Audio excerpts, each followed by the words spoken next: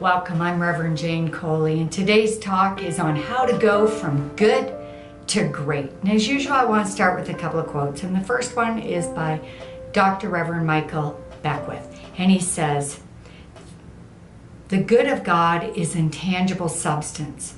When you ask in faith, believing, this substance takes the form of all things necessary for the fulfillment of your life's purpose, including the tangible prosperity you require." Second quote is by Henry David Thoreau, and he says, "If one advances confidently in the direction of their dreams, endeavoring to live the life in which they have imagined, they will meet with success unexpected in common hours." So how to go from good to great? I believe there are three main points that we can do to go from good to great. And these are, number one, working with the power for good. And the second one is showing up, being our best. And the third is who is on our bus. So starting with number one, working with the power for good. This past week, I began taking the concepts from the book from Jim Collins, From Good to Great. And he does profile businesses and how they've gone from good to great. And I'm utilizing his book and the concepts for an individual personal perspective, how we can go from good to great. For instance, in Science of Mind, we talk about power for good. This power for good, we say, is responding to me, bringing into my experience everything that is necessary to my unfoldment. This power for good is what brings us peace, a place of happiness, a place of health, and a place of success. This is an internal power for good that is always available to each of us every day, all day. Our part is to tune into this power for good. The book From Good to Great by Jim Collins refers to the fox and the hedgehog. And I've been known to be like a fox, where I think I'm clever and I can run from idea to idea or job to job or from a business to a different business, not doing my spiritual practice throughout the day, thinking I got this my way. And I have found that in the end, when things hit the fan, like a major illness, or when I fractured my kneecap 6 months ago, or when my husband lost his job and then he ended up with different jobs than what he'd had, and any sort of financial setback or a health challenge, sooner or later, I am going to seek help, support. I'm going to seek peace of mind. I'm going to look for that vitality and well-being. And where am I going to look? I'm going to first go back to prayer, to the divine. And I'm learning to admire and mirror these qualities of the hedgehog. And the hedgehog is known to be steady rather than the fox. The hedgehog moves at a quieter pace.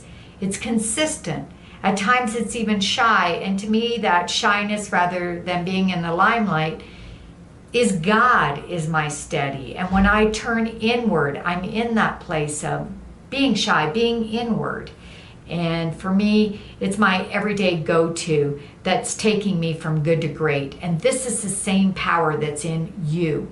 Tuning into this power might be as simple as doing a meditation every day, or doing a spiritual practice and then asking for clarity and direction around your work or your health or your finances, but asking that God part within you for clarity and direction. I believe that to go from good to great, we do various spiritual practices throughout each day. And when we stick with our spiritual practices, it works. As Henry David Thoreau said in the quote I mentioned earlier, "If one advances confidently in the direction of their dreams and endeavors to live the life that they have imagined, they will meet with an unexpected success than they would have found in common hours."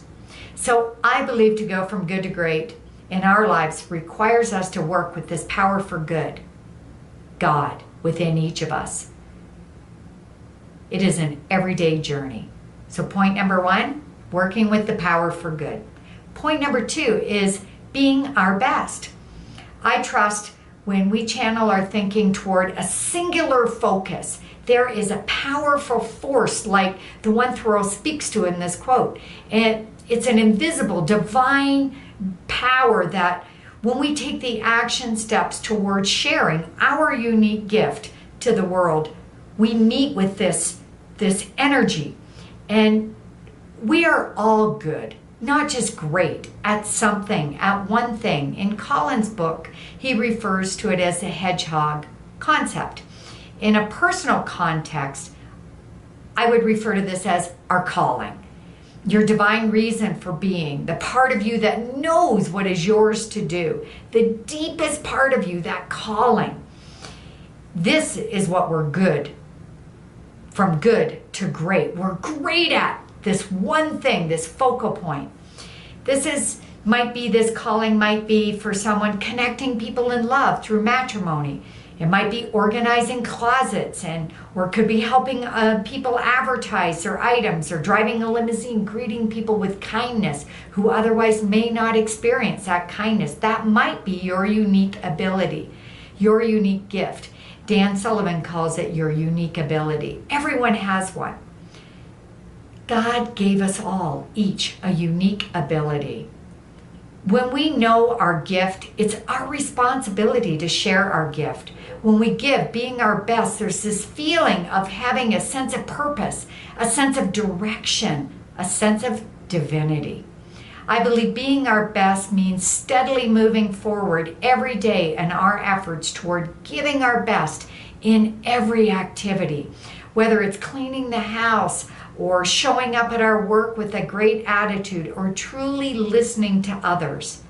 It's all connected. There's another concept mentioned in the Good to Great book, the flywheel.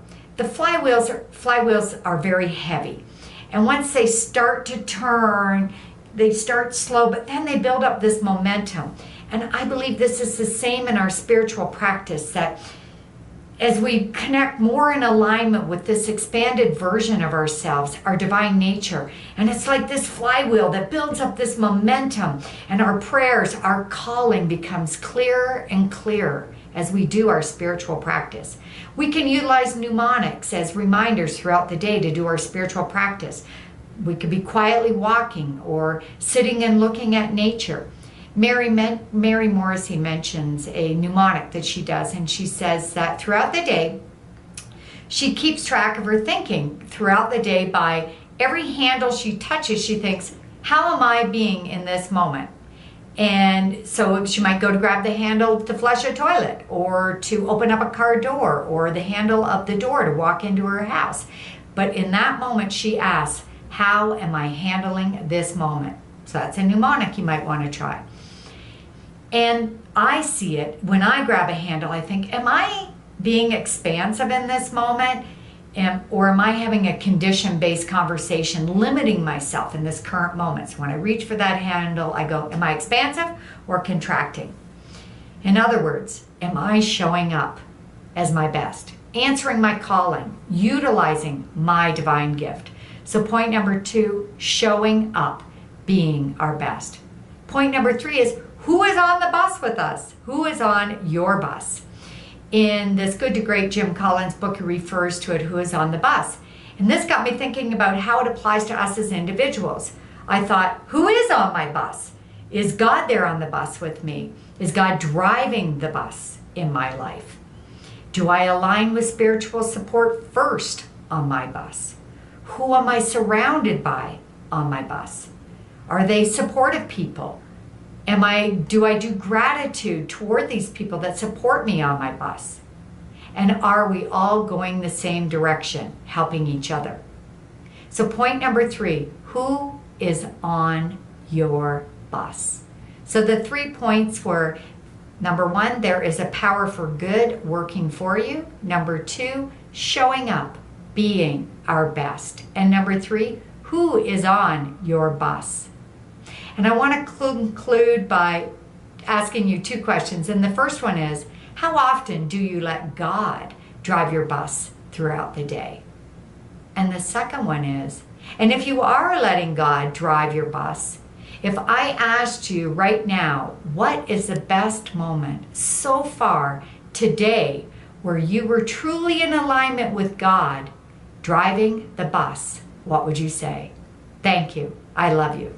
You are the face of God.